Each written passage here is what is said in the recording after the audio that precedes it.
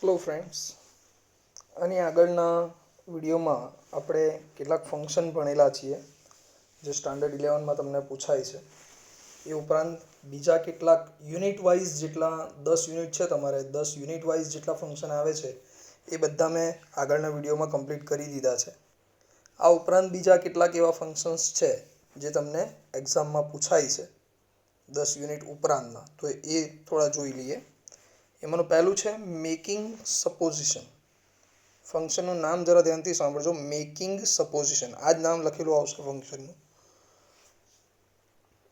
ક્યારે ઉપયોગ થાય? આ બહુ વિશિષ્ટ પ્રકારનું ફંક્શન છે.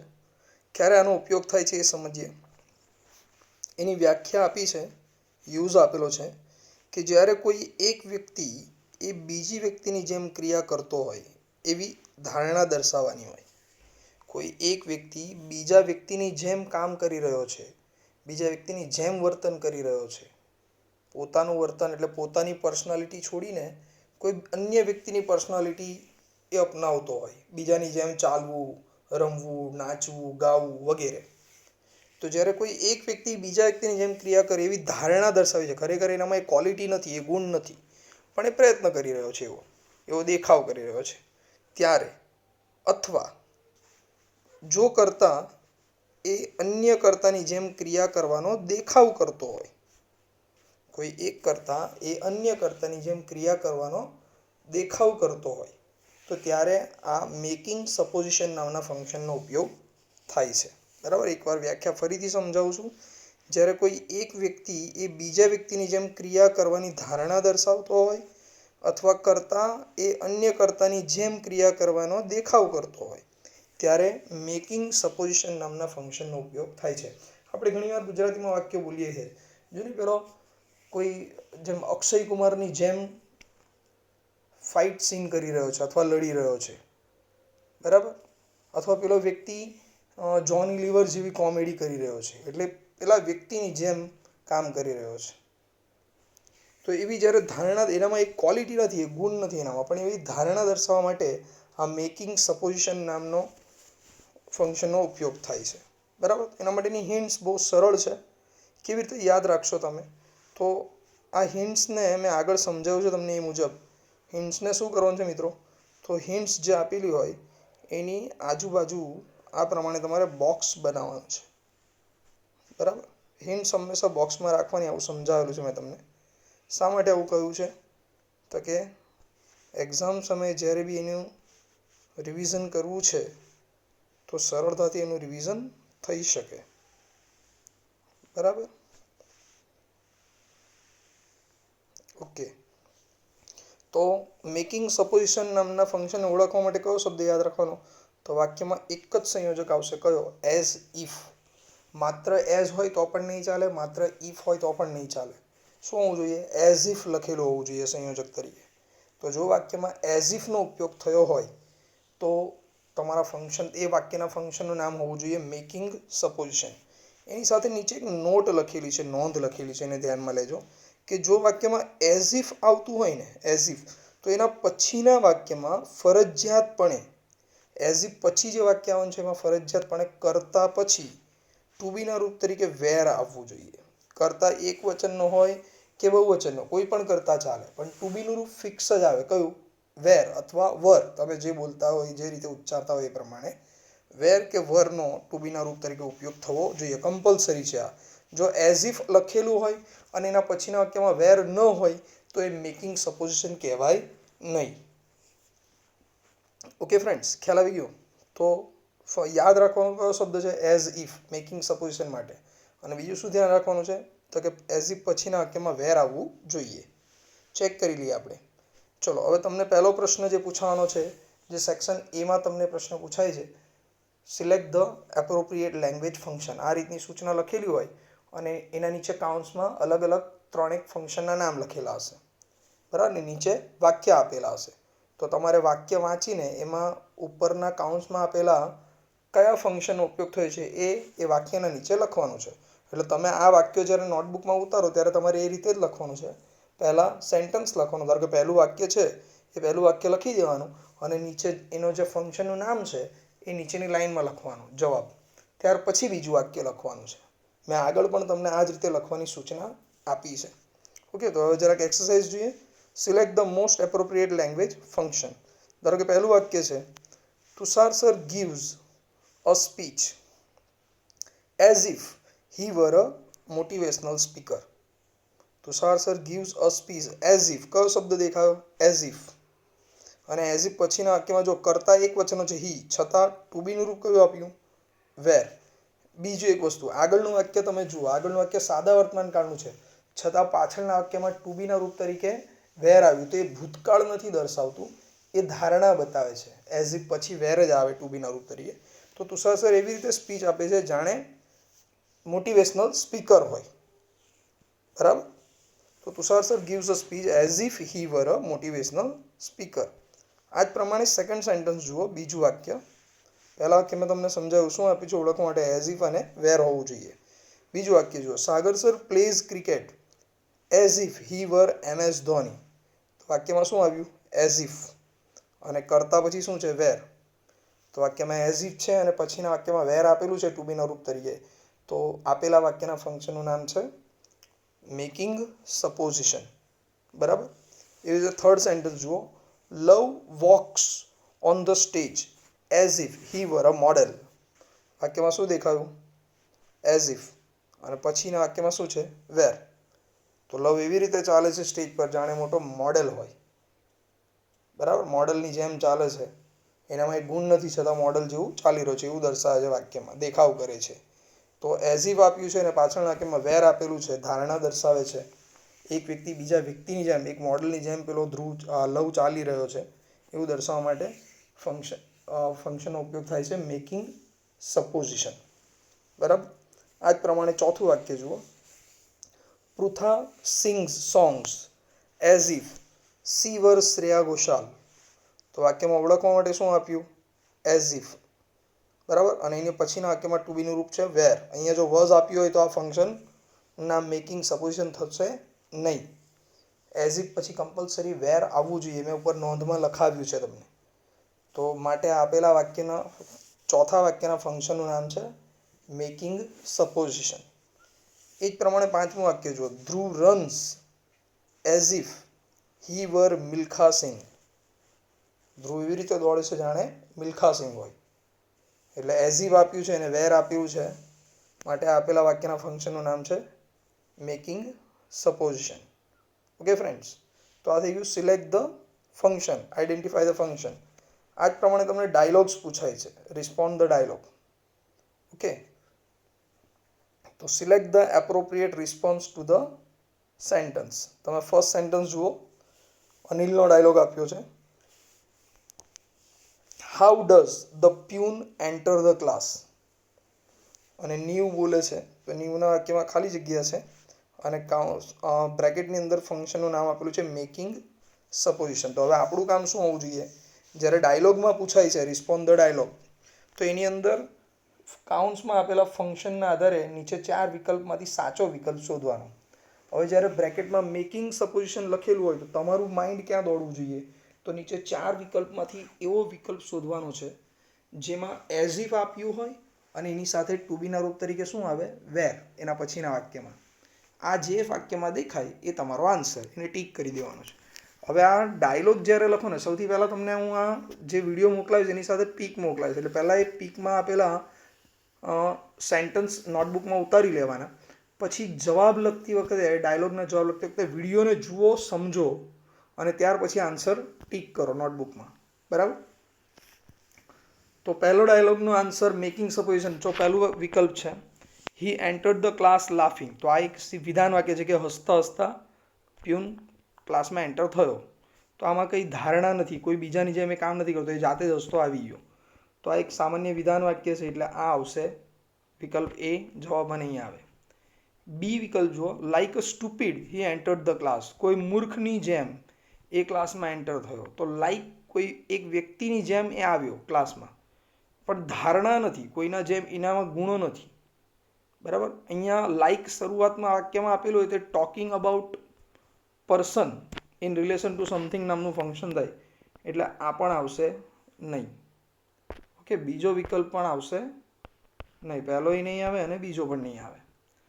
હવે મેકિંગ સપોઝિશન દર્શાવવા માટે ત્રીજું વાક્ય જો સી વિકલ્પ, he enters the class as if he were a principal. એ ક્લાસમાં એવી રીતે પ્યુન આવ્યો કે જાણે મોટો પ્રિન્સિપલ હોય.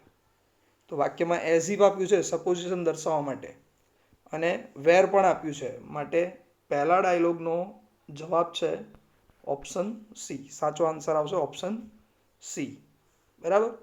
ચોથામાં કેમ નહીં આવે તો કે બીકોઝ આપેલું છે, તો બીકોઝ તો કારણ દર્શાવે, માટે ડી વિકલ્પ પણ જવાબમાં આવશે નહીં. તો એકવાર ફરીથી સમજાવું છું કે મેકિંગ સપોઝિશન બ્રેકેટમાં આપેલું હોય તો 4 વિકલ્પમાંથી એવો વિકલ્પ શોધવાનો જેમાં વાક્યમાં એઝ ઇફ હોય અને પાછળના વાક્યમાં વેર હોય. તો આવું આપણને સી વિકલ્પમાં આપેલું છે, માટે પહેલા ડાયલોગનો આન્સર છે વિકલ્પ સી. ઓકે ફ્રેન્ડ્સ, જોઈને ટીક કરી લેજો બરાબર. આ જ પ્રમાણે બીજું એક્ઝામ્પલ કૃણાલનો ડાયલોગ છે, how does Nitin watch the stars. How does Nitin watch the stars. તો નુપુરના ડાયલોગમાં ખાલી જગ્યા છે અને બ્રેકેટમાં લખેલું છે મેકિંગ સપોઝિશન. હવે પહેલો વિકલ્પ જુઓ, મેકિંગ સપોઝિશન કે શું શોધવાનું મેં તમને સમજાવ્યું. પહેલા વિકલ્પમાં આપ્યું છે હાઉ એક્સપર્ટ હી ઇઝ. તો પહેલું વાક્ય ઉદ્ગાર વાક્ય આપેલું છે, તો ઉદ્ગાર એટલે એક્સક્લેમેશન કહેવાય. બરાબર. હાઉથી શરૂ થતું ઉદ્ગાર વાક્ય છે, ઉદ્ગાર ચિહ્ન પણ આપેલું છે, માટે આપણે એનું કામ નથી. આ વિકલ્પ સાચો નથી. બીજો વિકલ્પ જુઓ, Nitin watch the stars as if. વાક્યમાં એઝ ઇફ આવ્યું. હી વર એન એસ્ટ્રોલોજર. એવી રીતે તારાઓને જોઈ રહ્યો છે જાણે મોટો જ્યોતિષ હોય, મોટો ખગોળશાસ્ત્રી હોય, એસ્ટ્રોલોજર. બરાબર. તો હી વેર એન એસ્ટ્રોલોજર. તો કોઈ એક વ્યક્તિ બીજા વ્યક્તિની જેમ હોવાની ધારણા દર્શાવી છે, માટે સપોઝિશન માટે એઝ ઇફ આવ્યું ને વેર આવ્યું, માટે બીજા ડાયલોગનો સાચો આન્સર છે વિકલ્પ બી. છતાં સી અને ડી પણ જોઈ લઈએ. સીમાં લાઈક આપેલું છે, જે આપણને શું દર્શાવે છે, મેનર દર્શાવે છે વાક્યમાં, મેનર ઓફ એક્શન બતાવે, એટલે એ પણ આવે ને આપણે સપોઝિશન જોઈએ છે. ડી વિકલ્પની અંદર ટીલ આપેલું છે જે સમય દર્શાવે છે. બરાબર, એટલે એ પણ આવશે નહીં. તો બીજા ડાયલોગનો મેકિંગ સપોઝિશન દર્શાવવા માટેનો સાચો વિકલ્પ છે ઓપ્શન બી. કેમ બી? તો કે વાક્યમાં એઝ ઇફ છે અને વેર છે માટે. ઓકે ફ્રેન્ડ્સ, તો આઈ થિંક તમને આ ફંક્શન બરાબર સમજાઈ ગયું હોય. વાક્યમાં એઝ ઇફ આપેલું હોય, પાછળના વાક્યમાં વેર હોય, આટલું જ ખાલી ચેક કરવાનું છે. તો તમારા ફંક્શનનું નામ હોવું જોઈએ મેકિંગ સપોઝિશન. ઓકે, ચલો નેક્સ્ટ નવું ફંક્શન છે. નવા ફંક્શનનું નામ છે ટોકિંગ અબાઉટ પીપલ અથવા પ્લેસ અથવા થિંગ. ત્રણમાંથી કોઈ એક જ આવશે. બરાબર. આખું આટલું મોટું ફંક્શનનું નામ છે, પણ પેલું જે પીપલ, પ્લેસ અને થિંગ જે લખ્યું છે એ ત્રણમાંથી કોઈ એક જ વસ્તુ આવવાની છે. તો talking about people, place or thing in relation to something. એટલે ધારો કે પીપલ હોય તો talking about people in relation to something, અથવા talking about place in relation to something, અથવા talking about thing in relation to something. તો આ ફંક્શનનો ક્યારે ઉપયોગ થાય? તો વ્યાખ્યા એવું કહે છે, એનો યુઝ એવું કહે છે કે કોઈ વસ્તુ કે વ્યક્તિ કે સ્થળનો કોઈ ચોક્કસ બાબત સાથેનો સંબંધ દર્શાવવો હોય. કોઈ વસ્તુ, કોઈ વ્યક્તિનો કે કોઈ સ્થળનો, બરાબર, કોઈ ચોક્કસ બાબત સાથે. જેમ મારે કેવું છે કે આ એ જ સવાલ છે જે અનિલ સરે ક્લાસમાં લાસ્ટ લેક્ચરમાં સમજાવ્યો હતો. તો કોઈ ચોક્કસ વસ્તુ થઈ કે સવાલ કયો જે અનિલ સરે છેલ્લા લેક્ચરમાં સમજાવેલો તે. બરાબર. આ એ જ વાક્ય છે જે આપણા પેપરમાં પૂછાયું હતું. તો ચોક્કસ બાબત સાથેનો સંબંધ થયો એનો. બરાબર. તો જ્યારે કોઈ વસ્તુ કે વ્યક્તિનો કોઈ ચોક્કસ સ્થળ કે ચોક્કસ બાબત સાથે સંબંધ દર્શાવવો હોય ત્યારે આ ટોકિંગ અબાઉટ પીપલ કે પ્લેસ કે thing in relation to something નામના વિકલ્પનો ઉપયોગ થાય છે. ઓકે, આને કઈ રીતે ઓળખશો? તો એના માટેની હિન્ટ આપેલી છે. હિન્ટને શું કરવાનું છે? બોક્સમાં મૂકી દેવાનું છે. બરાબર.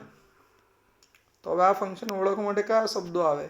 તો આ ફંક્શન ઓળખવા માટે વાક્યમાં સચ એઝ અથવા સેમ એઝ, એટલે સચ આપ્યું હોય ને પાછળ જોડકામાં એના એઝ આવે, અથવા સેમ આપ્યું હોય ને પાછળ જોડકામાં એઝ આવે છે. યાદ રાખજો, સચ ધેટ નહીં, સચ એઝ આવવું જોઈએ અથવા સેમ એઝ આવવું જોઈએ. તો ફંક્શનનું નામ ઉપર લખેલું છે એ મુજબનું આવશે. ચલો, હવે પહેલો પ્રશ્ન જે તમને પૂછાય છે આઈડેન્ટિફાઈ ધ ફંક્શન વાળો, select the appropriate language function. બરાબર. પહેલું વાક્ય જુઓ, this is the same book કયો શબ્દ આવ્યો? The same. યાદ રાખજો, સેમની આગળ ધ આર્ટિકલ જ આવે, fix. This is the same book as, same as આવી ગયું. I have read in the school days. આ એ જ ચોપડી છે જે મેં મારા સ્કૂલના દિવસો દરમિયાન વાંચી છે. બરાબર. તો સેમ એઝ આપેલું છે તો તમારા વાક્યના ફંક્શનનું નામ છે talking about thing in relation to something. Talking આ વસ્તુ છે ને એટલા માટે થિંગ, બુક એ વસ્તુ છે માટે talking about thing in relation to something. એ ઉપર કાઉન્ટ્સમાં લખેલું છે, તમારે ફક્ત સિલેક્ટ કરવાનો છે, શબ્દ યાદ રાખવાના છે, એના હિન્ટ યાદ રાખવાનું છે કે સેમ એઝ આપ્યું છે માટે આ જ ફંક્શનનું નામ આવે. બીજું વાક્ય છે Neha by such a dress. Such આવ્યું, such a dress as she has seen in the shop. તો નેહા એ જ ડ્રેસ ખરીદે છે જે એણે દુકાનમાં જોયો છે. બરાબર. તો સચ એઝ આપેલું છે તો સચ એઝ આપેલું હોય ત્યારે આપેલા ફંક્શનનું નામ શું હોય? Talking about thing in relation to something. એવી રીતે ત્રીજું વાક્ય that is the same story. That is the same story as you have read. આ એ જ સ્ટોરી છે જે તે વાંચેલી છે. તો ફરીથી સેમ એઝ આવ્યું માટે આપેલા ફંક્શનનું નામ શું છે આપણા? એ છે talking about thing in relation to something. એ જ રીતે ચોથું વાક્ય છે ઇટ વોઝ સચ અ નાઇસ પેઇન્ટિંગ. સચ આવ્યું, a nice painting as we had seen in the exhibition. આ એટલી સુંદર પેઇન્ટિંગ છે, આ એ જ સુંદર પેઇન્ટિંગ છે કે જે આપણે એક્ઝિબિશનમાં જોઈ છે. બરાબર. તો નાઇસ સચ એઝ આપેલું છે, સચ એઝ આપેલું છે માટે talking about thing in relation to something. પાંચમું વાક્ય આઈ વોન્ટ સચ અ પેન. સચ આવ્યું એઝ યુ હેવ. મને એ જ પેન જોઈએ જે તારી પાસે છે. બરાબર. ચોક્કસ સંબંધ થયો કે તારી પાસે જે પેન છે એવી જ પેન જોઈએ. તો સચ એઝ આપ્યું છે માટે આપેલા વાક્યના ફંક્શનનું નામ ઉપર કાઉન્સમાંથી શોધીને લખવાનું talking about thing in relation to something. બરાબર. તો આ થઈ ગયું આઈડેન્ટિફાઈ ધ ફંક્શન. એ જ રીતે સાથે ડાયલોગ આપેલા હોય. ધારો કે પહેલો ડાયલોગ છે select the appropriate response to sentences.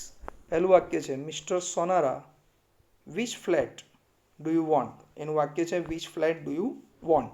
તો મિસ્ટર વેકરિયાના વાક્યમાં ખાલી જગ્યા છે. બરાબર. મિસ્ટર વેકરિયાના ડાયલોગમાં ખાલી જગ્યા છે અને ફંક્શનનું નામ છે talking about thing in relation to something. તો હવે આપણું કામ શું હોવું જોઈએ? તો જે 4 વિકલ્પ આપેલા છે એમાંથી એવો વિકલ્પ સિલેક્ટ કરવાનો. બરાબર. જેમાં શું આપ્યું હોય તો કે જેની અંદર આપણને સૌથી પહેલી વસ્તુ તો સચ એઝ કે સેમ એઝ દેખાય એ તમારો વિકલ્પ સાચો આન્સર. તો ચાલો ચેક કરીએ 4 વિકલ્પ એના. પહેલા વિકલ્પમાં જુઓ if you help me I will by that flat. તો વાક્યમાં શું દેખાયું તો કે પહેલા વિકલ્પમાં ઇફ આવ્યું. તો ઇફ તો કન્ડિશન દર્શાવે એટલે પહેલો વિકલ્પ એ સાચો આન્સર નથી. આપણે સેમ એઝ કે સચ એઝ આવવું જોઈએ. બીજા વિકલ્પમાં બી વિકલ્પમાં since I like that flat I will by it. તો સિન્સ એ કારણ દર્શાવે છે તો એક્સપ્રેસિંગ રીઝન કહેવાય, ડિસ્ક્રાઇબિંગ રીઝન કહેવાય માટે બી વિકલ્પ પણ જવાબમાં આવે નહીં. સી વિકલ્પ જો ધો it is costly I will by that flat. તો ધો આપ્યું છે વાક્યની શરૂઆતમાં તો ધો શું દર્શાવે? કોન્ટ્રાસ્ટ દર્શાવે માટે ઓપ્શન સી પણ આવશે નહીં. ડી વિકલ્પ જો I want the same flat as I have desired. મારી જેવી ઈચ્છા છે ને એવો જ ફ્લેટ મારે જોઈએ છે. તો સેમ એઝ આવ્યું વાક્યમાં માટે આપેલા વાક્યના ફંક્શનનું નામ છે talking about thing in relation to something. એનો આ જવાબ છે. તો ઓપ્શન ડી એ સાચો આન્સર થયો. એકવાર ફરીથી સમજાવું છું. પહેલા ડાયલોગમાં talking about thing in relation to something આપેલું હોય તો આપણે શું કામ કરવાનું છે? આપણે 4 વિકલ્પમાં એવો વિકલ્પ શોધવાનો જેમાં સેમ એઝ અથવા સચ એઝ આપેલું હોય. તો વિકલ્પ ક્યાં દેખાયો? તો ઓપ્શન ડી દેખાયો માટે પહેલા વાક્યનો જવાબ છે ઓપ્શન ડી. આટલું જ મગજ દોડાવવાનું છે. બાકીના 3 મેં તમને સમજાવ્યા કે કેમ એ નહીં આવે જવાબમાં. બરાબર. આ જ રીતે બીજો ડાયલોગ જોઈએ. બીજો dialogue Riya which phone will you buy. એમાં એને જવાબ આપે છે. ફંક્શનનું નામ લખેલું છે talking about thing in relation to something. Phone આ વસ્તુ છે એટલા માટે. ઓકે. પહેલો વિકલ્પ જો આઈ will buy such a phone as has better camera. મારે એવો ફોન જોઈએ છે કે જેનો સારામાં સારો કેમેરા હોય. તો વાક્યમાં મને શું દેખાયું? સચ એઝ દેખાયું. તો સચ એઝ આપેલું હોય તો talking about thing in relation to something દર્શાવવા માટે પહેલો જ વિકલ્પ બીજા ડાયલોગમાં પહેલો જ વિકલ્પ એ સાચો આન્સર છે. પણ BCD કેમ નહીં આવે એ બી જોવું પડશે ને. તો વાક્યમાં વુડ રાધર આપેલું છે, વુડ રાધર, તો એ તો શું દર્શાવે વુડ રાધર? તો કે એ સજેશન દર્શાવે છે. બરાબર, સોરી, એક્સપ્રેસિંગ ચોઇસ દર્શાવે છે. આપણે ચોઇસનું કામ નથી, માટે બી નહીં આવે. સીમાં શું આપ્યું છે કે ધો I have phone, I will by a new phone. ધો એ કોન્ટ્રાસ્ટ દર્શાવે, માટે સી વિકલ્પ પણ નહીં આવે. અને ડીમાં હેડ બેટર, તો હેડ બેટર પણ ચોઇસ દર્શાવે છે, માટે ડી પણ આવશે નહીં. સો પહેલાં બીજા ડાયલોગની અંદર talking about thing in relation to something દર્શાવવા માટે સચ એઝ આપેલું હોય એ વિકલ્પ સાચો, તો ઓપ્શન એ આપણો જવાબ છે. Right friends? તો આઈ થિંક તમને આ બંને ફંક્શન્સ બરાબર સમજાઈ ગયા છે.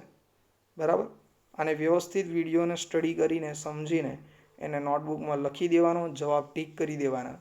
બરાબર, અને આના જે પીક મોકલાવીશ એને હોમવર્ક તરીકે તમારે નોટબુકમાં લખી દેવાનું છે. બરાબર, હજી થોડાક ફંક્શન બાકી છે, એ નેક્સ્ટ વિડીયોમાં આપણે ભણીશું. Okay friends, by.